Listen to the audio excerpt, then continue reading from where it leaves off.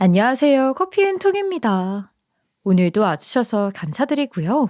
바로 사연 읽어보겠습니다. 안녕하세요.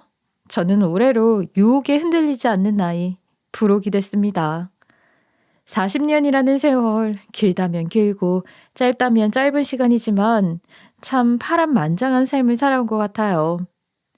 저의 시작은 어떻게 보면 초라했죠. 가난한 농부의 맏딸로 태어났거든요.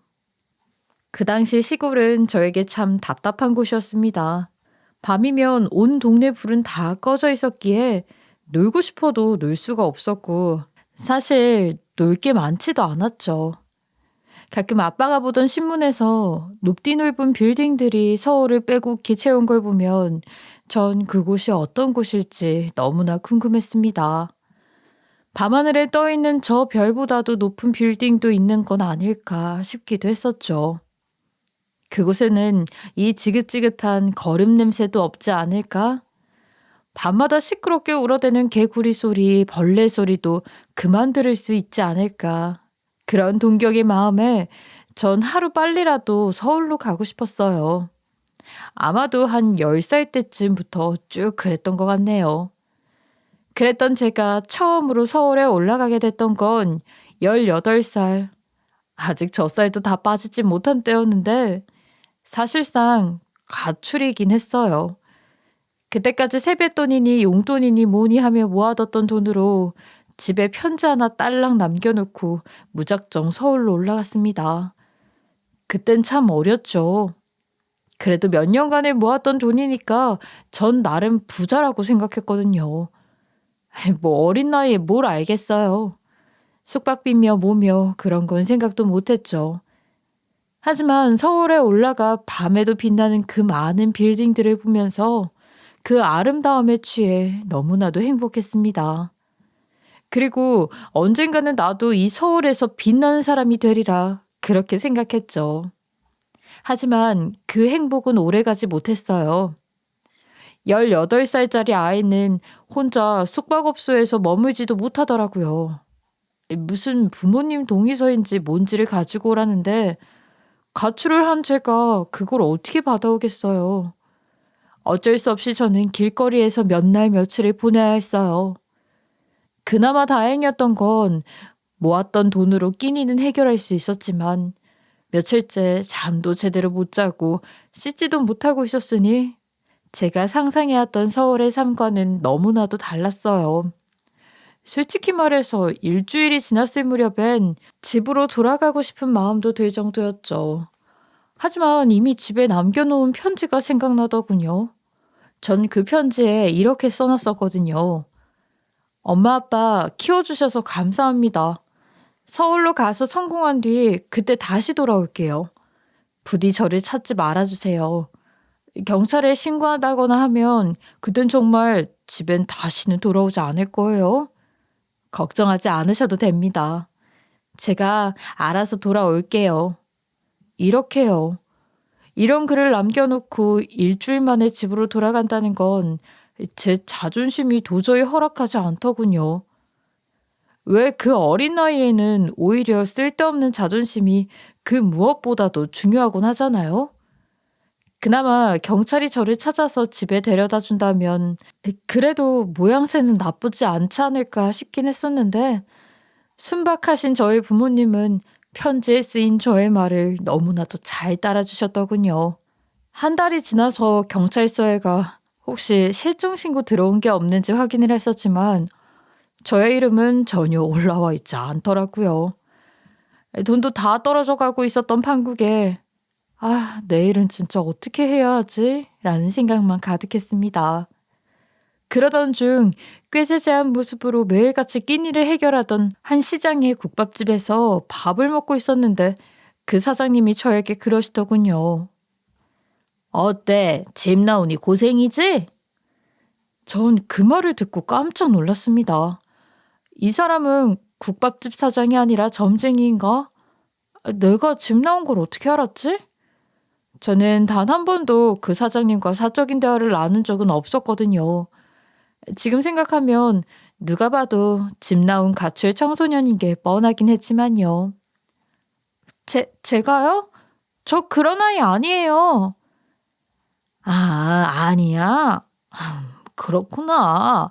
아니, 난 또 그런 아이였으면 그냥 좀 도와줄까 했지.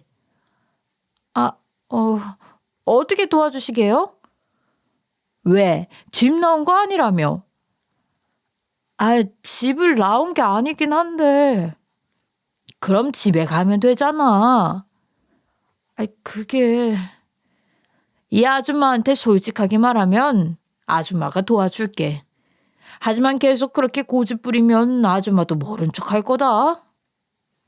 저는 결국 사장님한테 모든 것을 사실대로 토해냈어요. 집을 가출했던 것이 맞았고, 서울에서 너무 살고 싶어 용돈을 모아서 왔다. 그런데 잘 곳도 없고 돈도 다 떨어져 가고 있다 등등. 그러자 사장님은 저에게 정말 서울에서 살고 싶다면 자신의 집에서 살게 해주겠다고 하시더군요. 거기다가 자신의 가게에서 일하면 돈도 주겠다고 하시면서 단 집에는 연락드려서 꼭 허락을 받는다는 조건 하에 말이죠. 그땐 갈등이 참 많이 됐었죠. 과연 부모님이 이런 상황에서 허락을 해주실까? 이대로 시골로 다시 돌아가 거름이나 부으며 살아야 하는 거 아닐까라는 생각이에요. 제가 우물쭈물하자 사장님은 제 마음을 다 안다면서 걱정하지 말라고 하시더군요. 저희 부모님께 사장님이 대신 잘 말씀드려 주신다고요. 결국 저는 집에 연락을 드리기로 했어요. 집에 전화를 드리자마자 저는 귀가 찢어지는 줄 알았어요. 아빠가 고래고래 소리를 지르면서 화를 내시고 계셨고 엄마는 옆에서 큰 소리로 울고 계시는 것 같더라고요. 그러다 보니 전 너무나 죄송스러운 마음에 아무 말도 못하고 그저 엉엉 울고만 있었는데 그때 사장님이 대신 말을 해주셨어요. 그때 사장님이 뭐라고 말씀해 주셨는지 정확히 잘 기억은 안 나요. 대충 저희 부모님 안심시켜드리고 저를 믿어봐 달라는 부탁을 하셨던 것 같네요. 그리고 긴 시간의 통화 끝에 전화를 끊으신 사장님은 저에게 자, 허락 맡았다. 대신 하루에 한 번 꼭 집에 전화는 드리기야. 알았지? 라고 하셨습니다. 그날 이후로 전 그 사장님 집에 살면서 본격적인 서울살이를 계속했어요. 뭐 본격적이라고 해봐야 별게 없긴 했죠. 아니, 솔직히 힘들었어요. 서울 구경을 다니기는커녕 매일 일하고 공부하느라 오히려 시골에서보다 놀 시간이 없었으니까요. 사장님은 그래도 고등학교 졸업증은 따야 된다고 하시면서 검정고시 공부를 시키셨거든요. 그래도 그때는 20살만 되면 사람들이 말하는 서울 라이프가 시작될 거라 믿었어요. 번듯한 직장에 비싼 차를 몰고 다니면서 멋을 부릴 줄 아는 삶. 참 세상 물정을 모르긴 했죠. 시골에서 농사만 짓던 집의 아이였는데 뭘 알겠어요. 하지만 20살이 되고 나서 제대로 된 직장을 찾으러 돌아다녀 보니 알겠더군요. 아, 세상은 참 만만하지 않구나. 대학조차 나오지 않은 나를 써줄 좋은 회사는 없구나 라는 사실을요. 그 사실을 깨닫고 나서야 전 1년의 시간을 공부하는 데 집중하게 됩니다. 물론 국밥집 사장님과 부모님이 지원해 주셨던 덕분이긴 했지만요. 그땐 정말 하루 종일 의자에 앉아 있었어요. 검정고시를 준비하느라 공부를 했었지만 좋은 대학에 가기 위한 공부의 양과는 비교가 안 되더라고요. 매일같이 코피를 쏟으면서 정말 힘들어 죽는 줄 알았죠. 남들이 몇 년간에 걸쳐 할 공부를 따라잡아야 했으니까요. 전 결국 한 번의 실패를 더 경험하고 나서야 원하던 대학에 갈 수 있었어요. 그리고 그 이후의 삶은 비교적 제가 생각했던 화려한 서울 라이프를 비로소 즐길 수 있게 되었죠. 좋은 친구들을 사귀고 좋은 직장에 다니고 멋도 부릴 수 있게 된. 그런데 그렇게 잘 살아가다가 내 삶에 대한 회의감이 드는 사건이 발생하고 맙니다. 이 사건에 대해 자세한 건 이따가 다시 말씀드리겠지만 어쨌든 내가 가고 있는 이 길이 정말 맞는 길인가? 내가 원했던 삶이 정말 이런 건가? 라는 회의감이 들기 시작하니 도저히 서울에서의 삶을 지속해낼 자신이 없어지더라고요. 그래서 저는 직장을 그만두기로 하고 고향에 내려가기로 마음먹었습니다. 친구들, 동료들, 선후배들 모두 저보고 미쳤다고 하며 말리려고까지 하더군요. 하지만 가출까지 하며 서울에 홀로 올라왔던 것처럼 저의 귀향 역시 아무도 막을 순 없었습니다. 그리하여 다시 내려온 고향. 어릴 때와는 참 느낌이 많이 다르더군요. 얼마 전까지만 해도 고향이 싫어서 일을 한다는 핑계로 고향에 잘 내려가지도 않았고, 명절이나 부모님 생신 때도 용돈만 붙여드리고 말았었는데, 어째서 그렇게 내려간 고향은 저에게 생각지도 못했던 힐링을 선사해 준 걸까요? 지겨울 정도로 그만 먹고 싶었던 시골 음식들은 따뜻한 집밥이 되어 저의 가슴을 따뜻하게 해주었고, 밤에는 더 이상 눈이 아플 필요가 없어졌어요. 거기다 시끄러운 차 경적 소리, 이웃들의 싸움 소리가 아닌 풀벌레의 지저귀는 소리는 저에겐 그 어떤 자장가보다도 숙면에 취할 수 있게 도와주더군요. 어릴 땐 그렇게 떠나고 싶었던 고향이었는데 참 신기하죠. 전 그때부터 아예 도시에는 다시는 올라가지 않으리라 마음을 먹고 귀농을 하기 시작했습니다. 그때가 30대 초반쯤이었으니 벌써 10년이 넘어버렸네요. 아, 이런 제 말을 듣고 나도 귀농이나 할까라고 생각하시는 분이 계시다면 일단 저는 말리고 싶습니다. 농사라는 것도 정말 쉬운 일이 아니더라고요.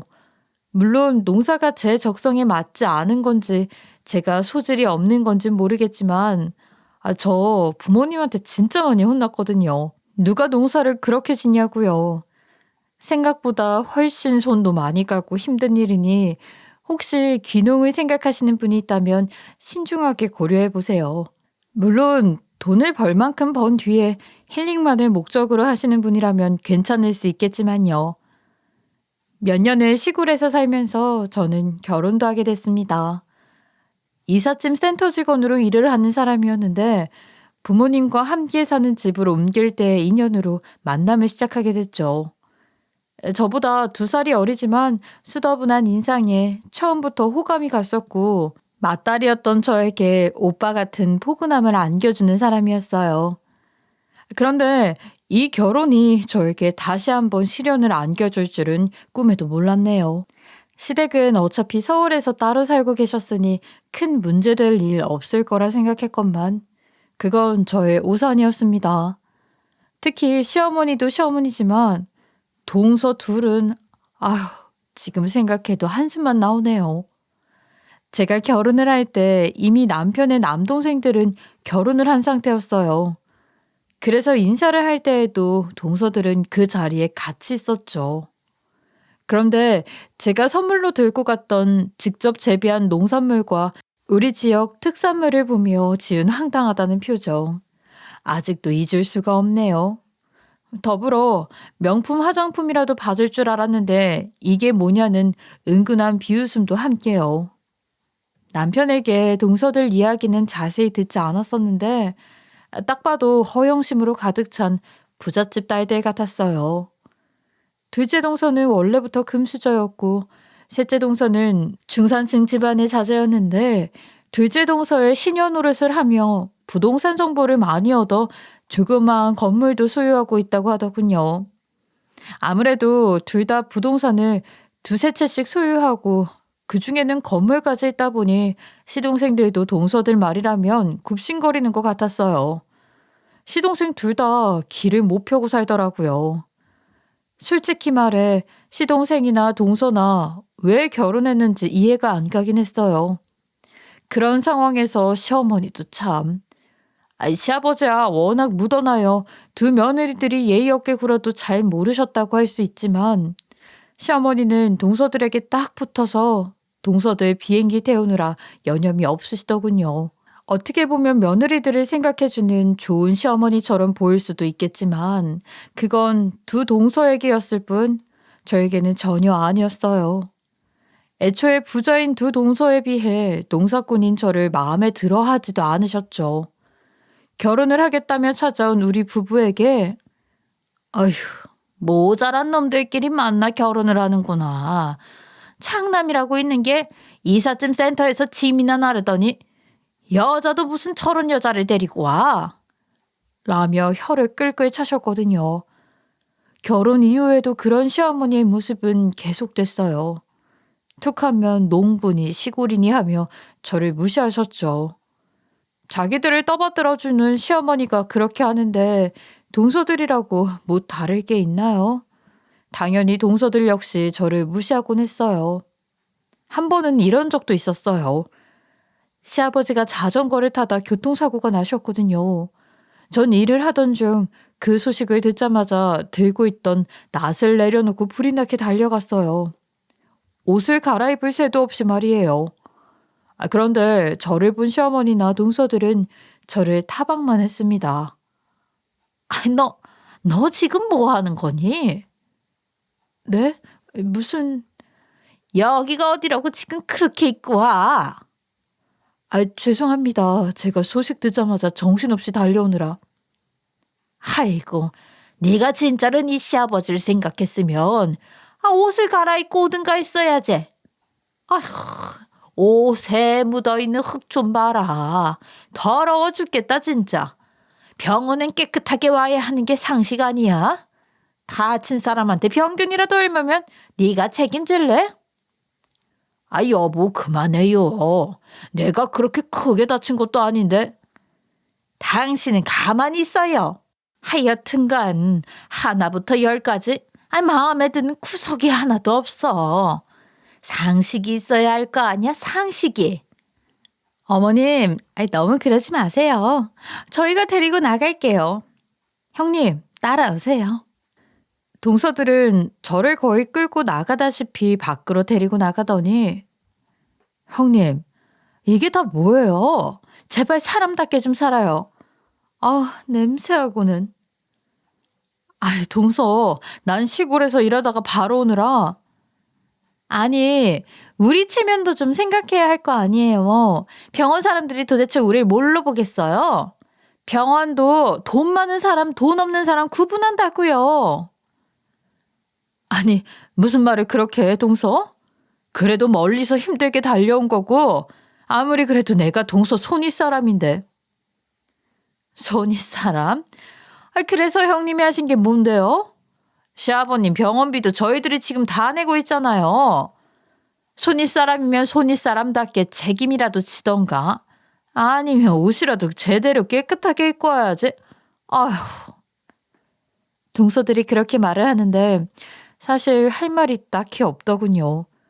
병원비를 저희가 부담할 능력이 안 되는 건 사실이었으니까요. 하지만 그래도 멀리서 고생해서 달려왔건만 그렇게 말하니 서운할 수밖에 없었어요. 아니, 솔직히 자존심도 많이 상했죠. 그나마 시아버님은 그날 저녁 저를 따로 불러서는 시어머니와 동서들에게 무슨 이야기를 들었는지 다 안다면서 미안하다고 사과를 대신 해주시더라고요. 그리고 자긴 그렇게 달려와준 마음만으로도 고마우니 신경 쓰지 말라고 해주셨어요. 하지만 사실 내 시어머니나 동서들이 그렇게 말 못하게 내가 막아줘야 하는데 내가 힘이 없어 미안하다. 세상이 돈을 중심으로 돌아가니 가장인데도 불구하고 어떻게 할 수가 없구나.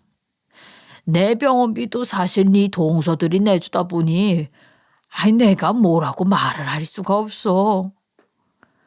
시아버지는 저보다도 더 기가 죽어있는 모습이었어요. 그 모습을 보니 참 안타깝기도 하고 한편으로는 화가 나기도 하더군요. 시어머니는 그런 건 신경 쓰지도 않으시고 그저 동서들에게 고맙다며 알랑방귀만 끼고 계시니. 그런데 이때 일로 가장 큰 자극을 받았던 건 아무래도 저희 남편이었나 봐요.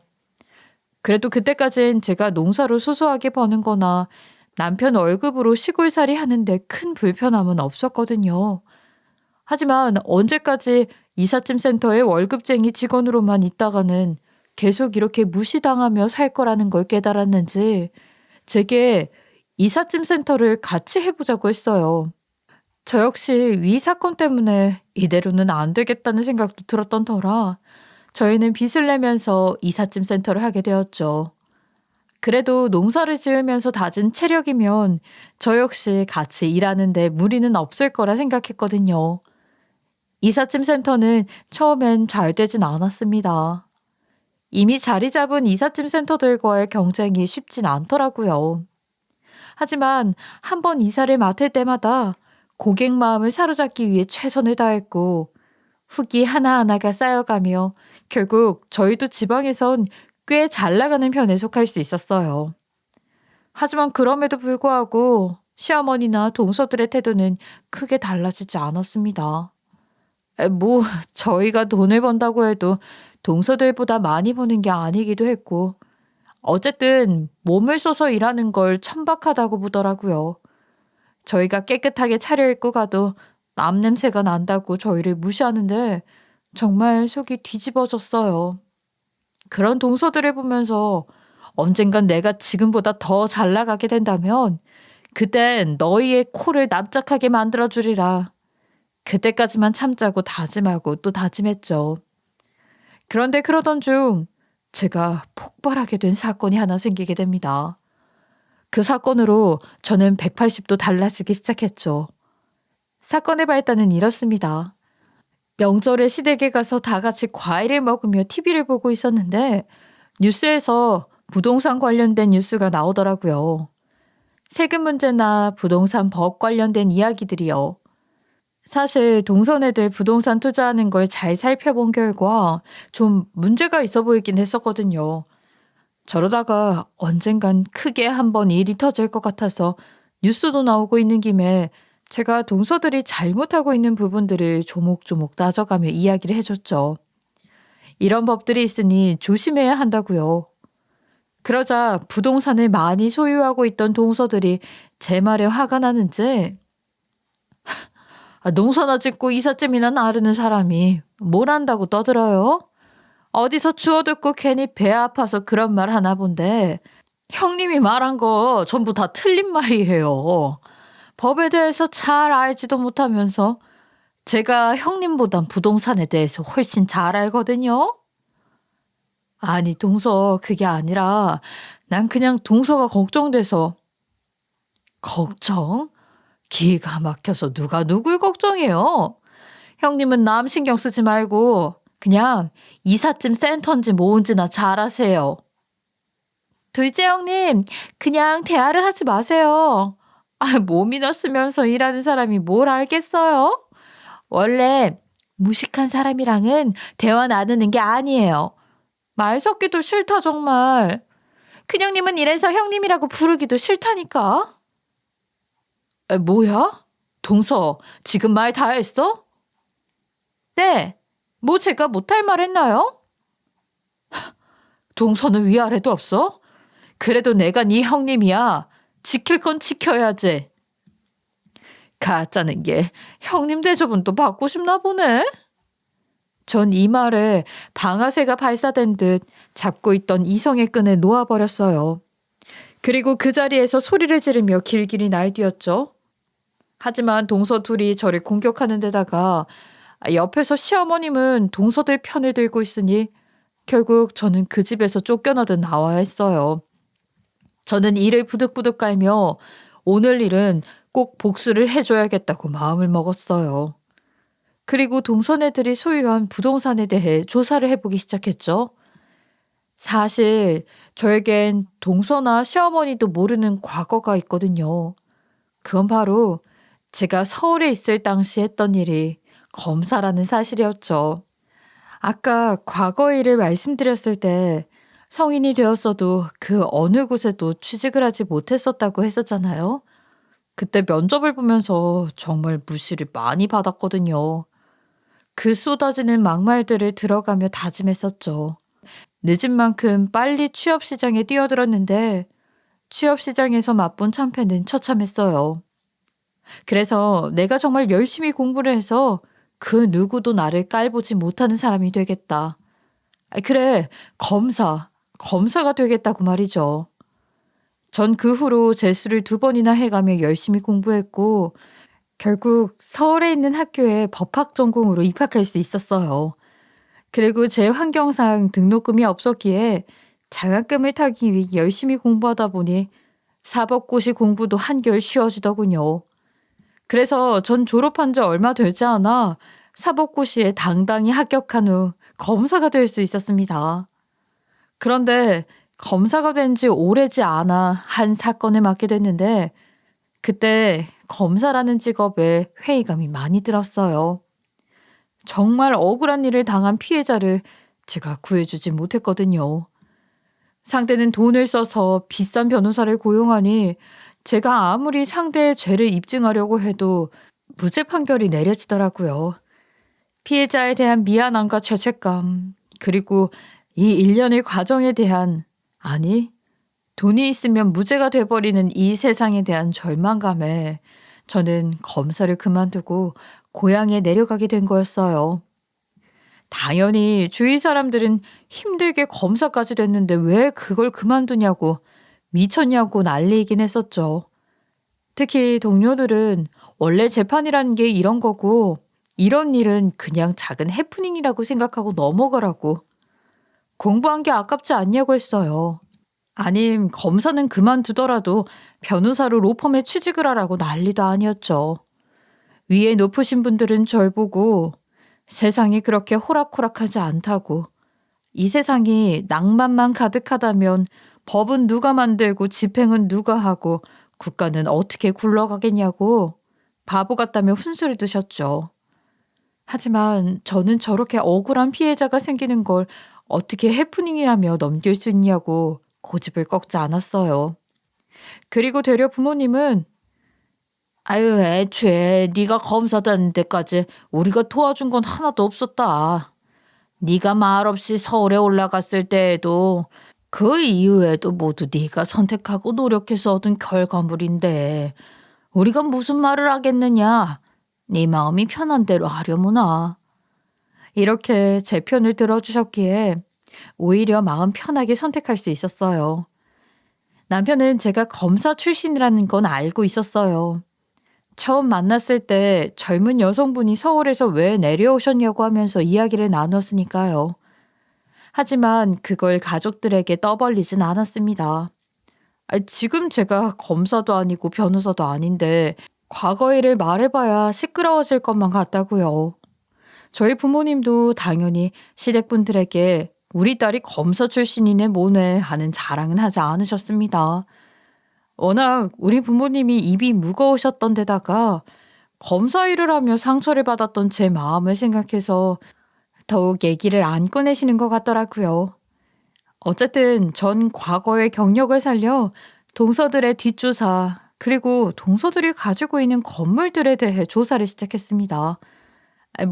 살짝 옛날 동료들에게 힘을 빌리긴 했었죠. 탈세 소스가 있다고 말해주면서요. 그런데 아니나 다를까 과연 동서들은 부동산으로 탈세를 하고 있더군요. 저는 증거를 확보한 뒤 동서들에게 찾아가 말해주었어요.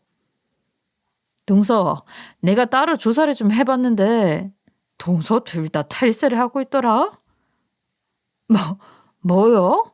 내가 무슨 탈세를 한다고 하는 거야, 이 형님이? 이미 증거도 다 확보해놨거든? 난 이대로 경찰서에 가서 신고를 할 거야. 이 형님 말 참 웃기게 하네? 신고? 해, 그까짓 거. 우리가 그게 무서울 줄 알아? 증거야 인멸하면 그만이지. 아니, 애초에 증거가 있긴 해? 네가 뭔데 그걸 알아내? 어디서 이상한 소리 주워듣고 또 헛소리나 하는 거 아니야? 법에 대해서 아무것도 모르는 일자무식 주제 그만 좀 까불지? 아, 그래? 내가 법에 대해서 아무것도 모르는 일자무식이다. 그럼 이거 한번 봐볼래? 전 제 검사 시절 사원증과 검사였던 걸 증명해주는 것들을 동서들에게 보여주었어요. 이게 대체 뭐긴 뭐야. 내가 서울에 있었을 때의 직업이지.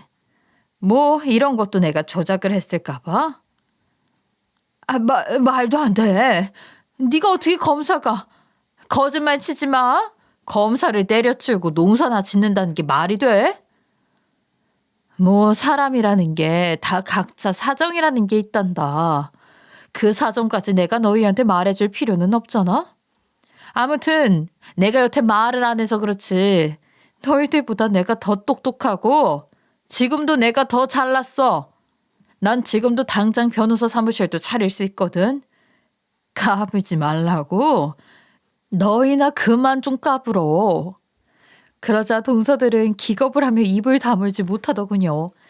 아니, 입을 못 다무는 건 동서들뿐만 아니라 시동생들, 거기에 시어머니까지도 다 똑같았죠. 한참을 그렇게 어안이 벙벙한 채로 사원증과 저를 쳐다만 보고 있길래 전 가볍게 웃어주며 그 자리를 나왔습니다. 솔직히 이때까지만 해도 제게 사과를 하고 빌면 적당히 봐줄까 생각하기도 했어요. 물론 탈세를 했기에 그냥 넘어갈 수 없는 건 당연한 거지만 얼마나 크게 벌을 줄지에 대해선 입김이 닿을 순 있었으니까요. 그런데 동서들 아직도 정신을 못 차리고 저에게 까불더군요. 네가 검사였던 게 뭐 어때서? 지금 검사인 것도 아니잖아. 어차피 우린 가진 게 돈밖에 없어. 돈이면 다 되는 거야. 우리가 얼마나 비싼 변호사를 선임할 수 있는지 알기나 해? 오히려 묵으로 혼내줄 테니까 각오나 하고 있어. 전 동서의 그 말을 들으니 더 화가 났어요. 가뜩이나 유전무죄라는 현실에 절망해서 검사를 그만둔 거였는데 제 가족이라는 사람이 똑같은 짓을 하려고 한다는 건 참을 수가 없더라고요. 거기다 도리어 저를 협박한다? 이건 도저히 봐줄래야 봐줄 수가 없었습니다. 마침 동서들은 스스로 자기 목줄을 죄더군요. 비싼 돈을 주며 고용한 변호사라는 사람들은 검사 출신 변호사들이었는데 그 사람들 중에는 제 학교 선배가 있기도 했었고 제가 검사로 재직하고 있을 당시 같은 검찰청에서 일했던 후배도 있었거든요. 저는 그 선후배들을 찾아가 저의 상황 그리고 동서의 탈세 상황 등을 말해주었어요. 내가 왜 검사를 그만두었는지 잘 알지 않느냐. 나에게 똑같은 트라우마가 생기지 않도록 도와달라고 하면서 변호를 하지 말라고 부탁했죠. 그런데 사실 그 선후배들도 이번 일은 어차피 그냥은 넘어갈 수 없다고 하더군요. 탈세의 체질이 고의적이고 매우 나쁘기에 그저 형량이나 줄이기 위해 최선을 다할 생각이었다면서 어차피 이렇게 된 거 변호 자체를 하지 않겠다고 했어요. 거기다가 지금 저의 입장을 생각해서 다른 변호사들에게도 이번 일을 맡는 일이 없도록 얘기해두겠다고 하더군요. 어차피 잘 나가는 변호사들은 대부분 자기들과 아는 사이니까 걱정하지 말라고 하면서요. 하긴 그쪽에서 제 선후배들의 경력이 10년이 넘었으니 어느 정도 파워가 있을 수밖에 없긴 하죠. 아무리 돈을 쫓는 변호사들이라고 해도 양심까지 팔아가며 돈으로 그 양심을 살려고 하는 사람들을 변호하지는 않겠다고 하였어요. 동서들은 자기들이 자신하던 변호사들이 변호를 포기했고 다른 유능한 변호사들을 찾는 일 또한 여의치 않자 곧 모든 것이 저의 영향이라는 걸 알아챈 듯 했습니다. 그제야 저를 찾아와서는 살려달라고 빌더라고요. 형님, 그동안은 정말 저희가 잘못했습니다. 제가 귀하신 형님도 못 알아보고 무례를 저질렀어요. 한 번만 봐주시면 안 될까요? 귀하신 형님? 내가 검사 출신이면 귀하신 형님이고 그냥 일개 농부나 이사일을 하면 형님이 아니야? 왜? 전엔 형님 취급해주기도 싫다며. 그게 아니라 형님도 아시잖아요. 저희가 원래 생각이 짧은 사람이고 감정적인 거. 제가 정말 이렇게 무릎 꿇고 사죄 드리잖아요. 예? 한 번만 봐주세요. 동서가 그런 사람이었나? 난 모르겠는데. 그냥 동서가 나쁜 사람인 것만 알겠어. 그게 그렇지 형님. 그럼 이건 어떨까요? 이번 한 번만 저희들을 살려주시면 저희가 변호사 사무실도 차려드릴게요. 예? 아유, 언제까지 이사일이나 하면서 살 순 없잖아요. 이참에 변호사로 다시 일하시면서 돈도 많이 버세요, 형님. 예? 이사일이나 하면서? 역시나 아직까지도 무시하고 있는 건 여전하구나. 그래, 뭐 사람이 어떻게 변하겠어? 그냥 더 말할 것 없이 지은 죄에 대한 벌 달게 받아. 그땐 좀 사람이 변할지 궁금하긴 하네. 네? 아니, 형님! 아, 형님! 동서들은 역시 제가 검사를 했었다는 것만 알았지, 제가 어떤 사람인지, 제가 검사를 왜 그만뒀는지를 몰랐나 봅니다. 오히려 저에게 딜을 하는 꼬락서니를 보니 정말 치가 떨리더라고요. 하지만 그런 게 저한테 씨알도 먹힐 리가 없었죠. 결국 동서들은 어찌어찌 변호사 선임을 하긴 했지만 그 사람들 역시 딱히 크게 변호의 의지도 없었던 터라 탈세로 큰 벌을 받게 됐어요. 뭐 사실 꼭 제가 아니었었더라도 워낙 죄가 확실하니 아마 벌을 받긴 했을 것 같아요. 유전무죄? 요즘 세상이 어떤 세상인데 그런 건 이제 안 통하죠. 그리고 상세히 조사하면서 나온 사실들인데 동서들의 탈세액은 제가 조사했던 것보다도 훨씬 많더군요. 10년이 넘는 세월 동안 그렇게 탈세를 해왔다니 제 동서들이지만 안 좋은 의미로 참 대단합니다. 동서들은 결국 그 벌금을 감당하기 위해 가지고 있던 건물의 대부분은 처분해야 했어요. 첫째 동서는 아예 남는 게 없는 걸 넘어 빚까지 져야 하더군요. 그동안 돈 많다고 유세를 부리더니만 이제는 그 많던 명품 하나 들고 오지 못하는 걸 보니 정말 속이 시원했어요. 아, 혹시 그 이후로 동서들이 앙심을 품고 저에게 더 함부로 대하고 있진 않냐고 생각하실 분들도 있을 텐데 그런 일은 있을 수도 없으니 걱정 마세요.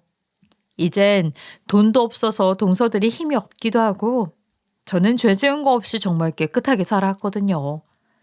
거기다가 저는 언제든지 변호사 사무실을 차리거나 변호사로 취직이 가능한 사람인데 동서들이 어떻게 저한테 까불겠어요?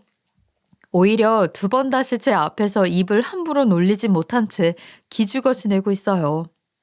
아니 정확히는 어떻게든 잘 보이려고 서로 고군분투하는 중이죠. 게다가 동서들끼리 서로 네가 잘못했네, 형님이 잘못했네 하면서 사이가 완전히 틀어져 버렸어요. 그래서 되려 둘이 저에게 서로의 흠을 이야기하고 그동안 저질렀던 또 다른 악행들에 대해 고하고 있답니다. 왜 꽃게들이 서로 살려고 집 밖으로 올라가다가 다 같이 생을 마감하는 그 꼴이었어요. 그리고 시어머니는 어떻게 됐냐고요? 시어머니도 참 대단한 분이십니다. 예전엔 그렇게 동서들을 위해주더니만 지금은 태도가 싹 바뀌셨어요.